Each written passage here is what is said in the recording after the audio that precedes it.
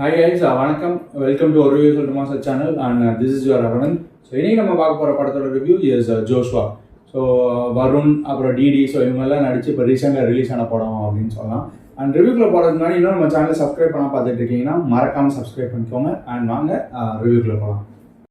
Joshua so என்ன மாதிரி story இது அப்படின்னு பார்த்தீங்கன்னா ஹீரோயின் வந்து ஒரு பிரச்சனையை மாட்டிக்கிறாங்க. ஸோ அவங்கள கொல்றதுக்கு நிறைய பேர் ஆள் வராங்க. ஸோ அந்த டைமில் ஹீரோயினோட பாடிகார்டை இருந்து ஸ்டார்ட் டு எண்ட் வரைக்கும் அவங்கள காப்பாற்றுறாரா இல்லையா, ஸோ அந்த ஹீரோயின் அந்த பிரச்சனையிலேருந்து வெளியே வந்தாங்களா இல்லையான்றதை சொல்கிறது தான் ஒரு படம். ஆல்மோஸ்ட் எனக்கு ஏஓஎம் மாதிரி தான் இருந்துச்சு. அச்சம் என்பது மனமேட மாதிரியே தான் இருந்துச்சு.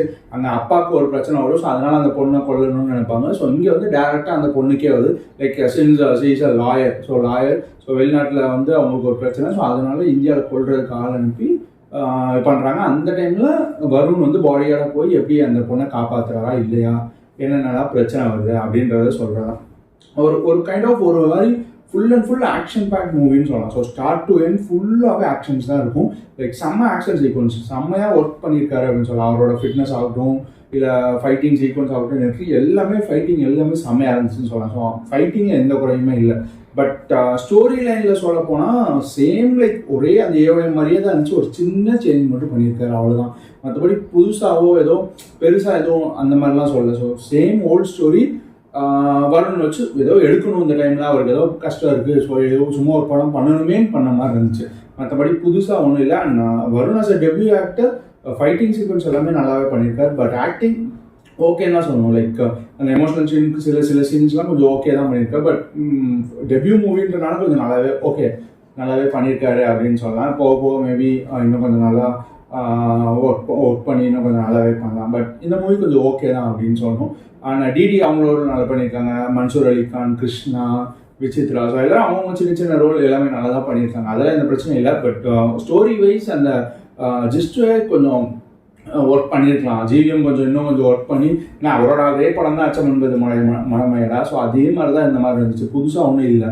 ஸோ அதே மாதிரி சீக்வன்ஸ், அதே ஃபைட்டிங் சீக்வன்ஸ், அந்த ஹாஸ்பிட்டலில் அந்த ஃபைட்டிங் வர மாதிரியே தான் இங்கேயெல்லாம் கொஞ்சம் இருக்கும்.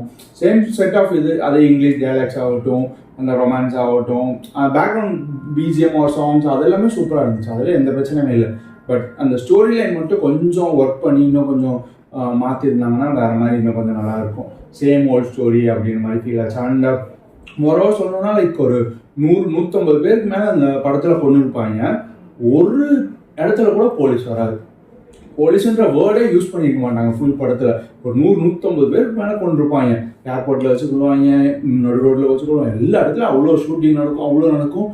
ஒரு இடத்துல கூட போலீஸே வராது. நிறைய இடத்துல அந்த லாஜிக் மிஸ்டேக் இருந்துச்சு. பட் இது வந்து ரொம்ப பச்சையாக இருந்துச்சு. எங்கேயுமே போலீஸ் வர மாட்டாங்க. ஸோ அது இவங்க சண்டை மட்டும் போடுவாங்க, அதை மட்டும் காட்டிகிட்டே இருப்பாங்க படத்தில். இவங்க எப்படி தப்பிக்கிறாங்க அதை மட்டும் காட்டுவாங்க. மற்றபடி பின்னாடி என்ன நடக்குது, எது நடக்குது அதை பற்றி யாருமே எதுவுமே கட்ட மாட்டாங்க. ஸோ பெரிய லாஜிக் மிஸ்டேக்ஸ்லாம் நிறையா இருந்துச்சு.